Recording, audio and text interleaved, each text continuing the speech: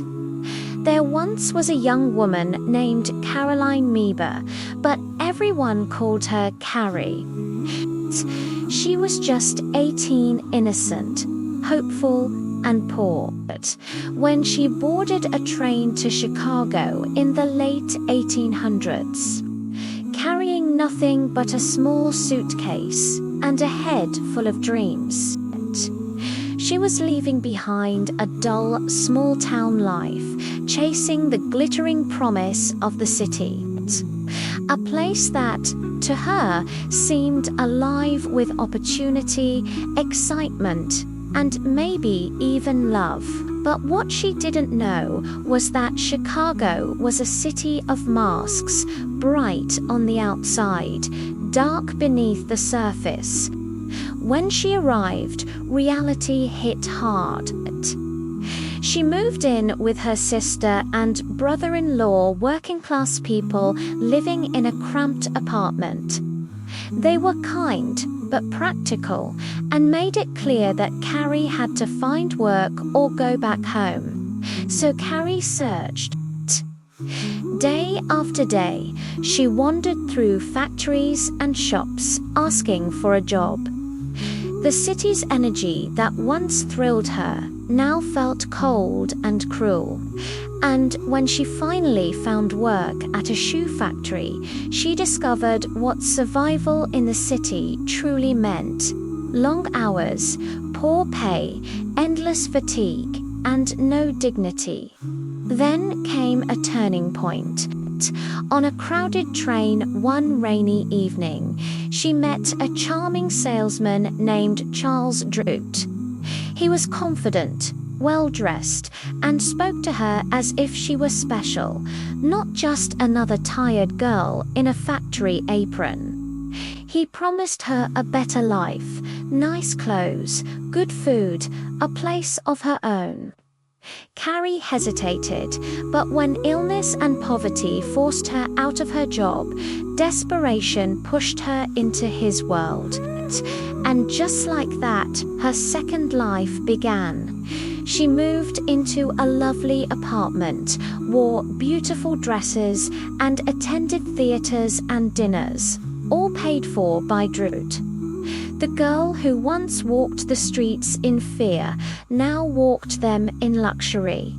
But Carrie's heart remained restless. Droot treated her kindly, but lightly, more like a possession than a partner. She began to sense that this comfort came with invisible chains.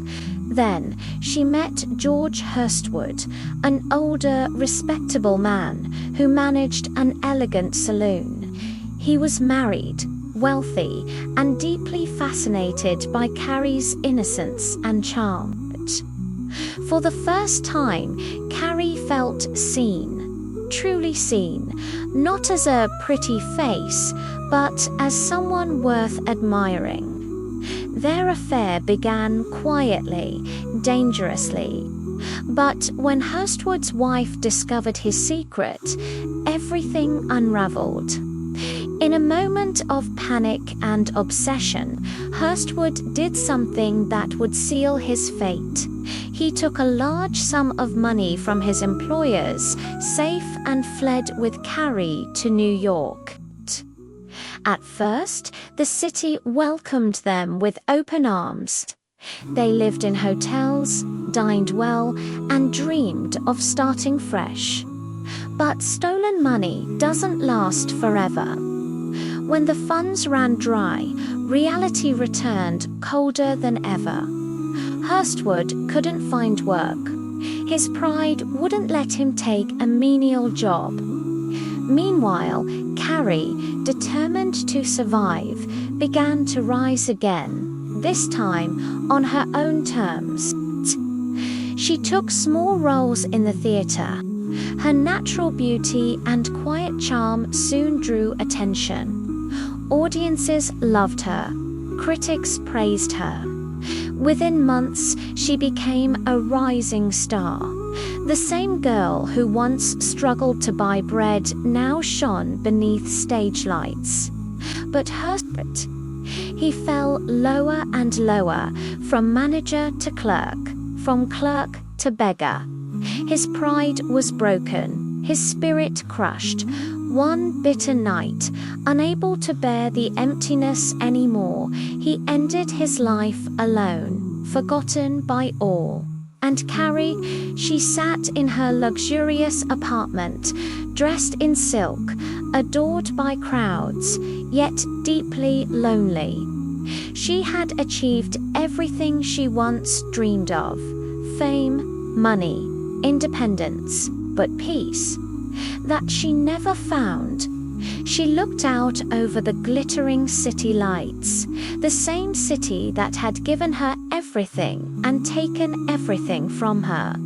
She learned that success without love is a hollow victory, that the city's promise of happiness was an illusion.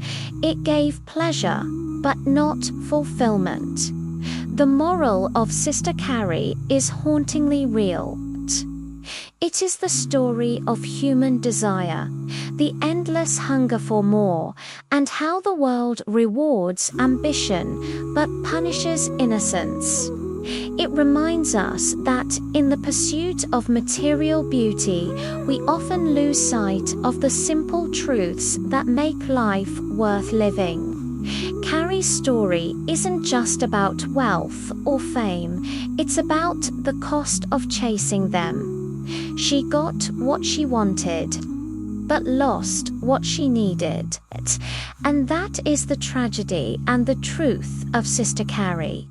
If you enjoyed this story, don't forget to subscribe, like, and let me know in the comments what novel you'd like me to tell next.